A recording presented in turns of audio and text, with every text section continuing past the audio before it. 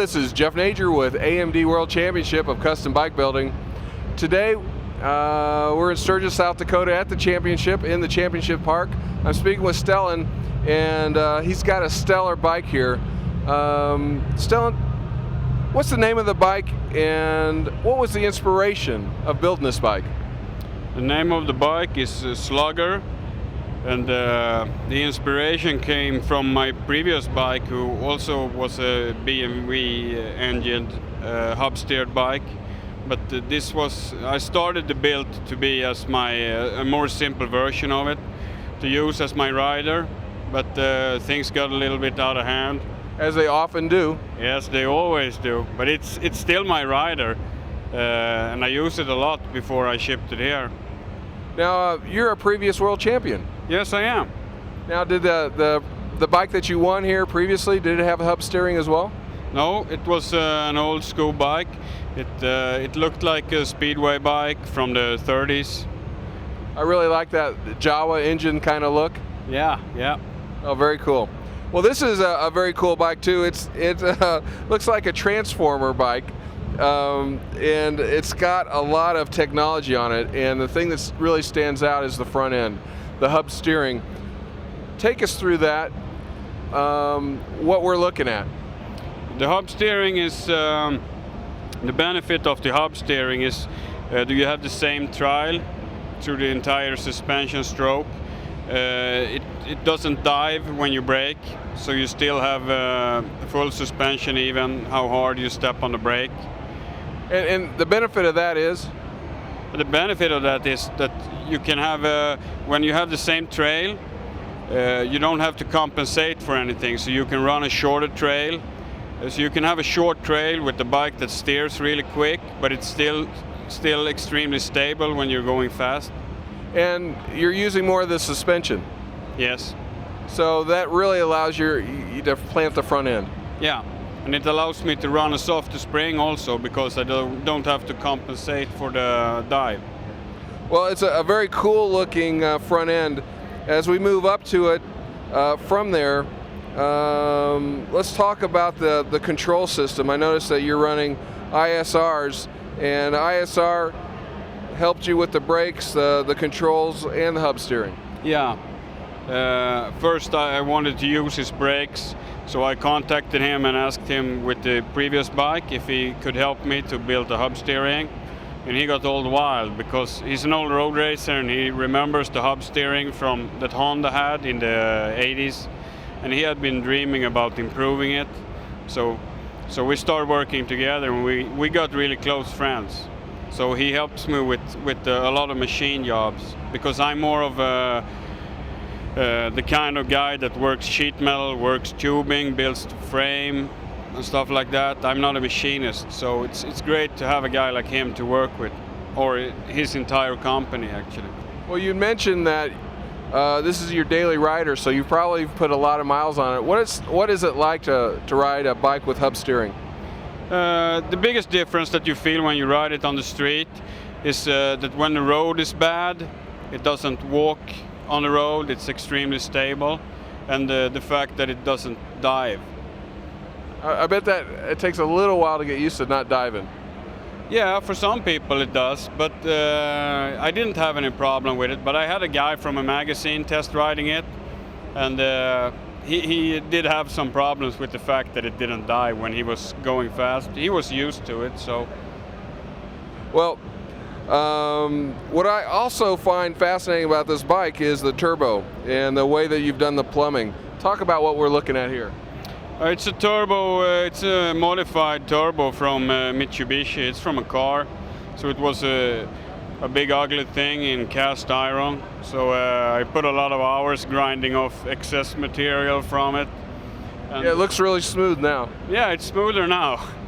And also I have the intercooler sitting inside here where the tank usually sits, because that's the biggest problem, I think, aesthetically with turbocharging a motorcycle. It's hiding away the intercooler, and the intercooler needs a lot of air to do its job. Yeah, I see that instead of a tank, you've got two big scoops. Yeah, that's why I have these big scoops. It's to direct the airflow through to the intercooler. How much horsepower are we looking at here? We're looking at 202 horsepower on the rear wheel.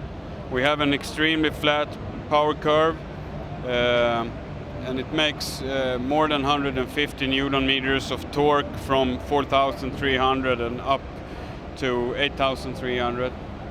Peak torque is 210 Newton meters at 5,700. So you don't have to rev it much. It has a lot of giddy up. Yeah, it has. So I'm looking at this frame. I'm wondering if you took a Ducati and cut it up, or did you just start with some tubing? Yeah, I just started with some tubing. It's building a frame like this is just thinking. You just have to think where all the tubes need to sit to serve the purpose. So it gets extremely rigid if you get it right, and you don't have to use very thick walnut in the tubing when you build a frame like this. Well, your welds look like art. Very, very nicely done. Thank you. Yeah, I like to weld. And it shows. Thanks. So I'm looking at the bike. I can't find the gas tank.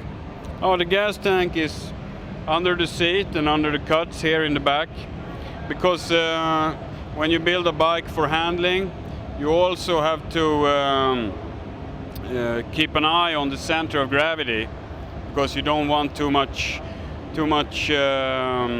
weight in the bottom of the bike. My first plan was to put a tank under it.